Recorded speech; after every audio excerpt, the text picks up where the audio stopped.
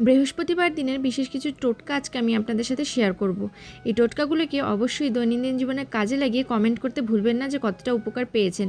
আর বিস্তারিত জানতে অবশ্যই চ্যানেলটিকে এখনই সাবস্ক্রাইব করে রাখবেন। প্রথমত, বৃহস্পতিবার দিন হলুদ রঙের প্রয়োগ বেশি করবেন, অর্থাৎ স্নান করার সময় স্নানের জলে সামান্য হলুদ মিশিয়ে অবশ্যই স্নান করবেন। এতে করে বৃহস্পতি গ্রহ মজবুত হয়।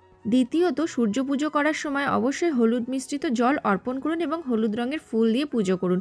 এতে করেও কিন্তু আপনার বৃহস্পতি দেবের কৃপা লাভ করবেন। তৃতীয়ত, কলা গাছের গোড়ায় অবশ্যই বৃহস্পতিবার দিন পুজো করবেন আর ঘিয়ের প্রদীপ অবশ্যই প্রজ্বলন করবেন। এতে করে কিন্তু শ্রী বিষ্ণুর কৃপা লাভ করতে পারবেন আপনারা।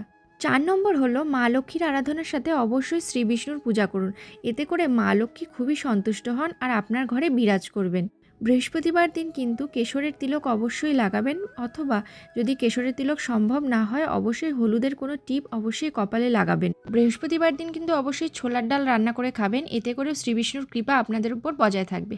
আরেকটি উপায় হলো, যদি হলুদ রঙের কোনো বস্ত্র বা কোনো জিনিস যদি দান করতে পারেন তাহলেও কিন্তু খুব ভালো হয়। আর অবশ্যই যদি সম্ভব হয় তাহলে গরুকে অবশ্যই কলা খাওয়াবেন। কেমন লাগলো টিপসগুলি অবশ্যই জানাবেন। আজকের মতো এখানেই।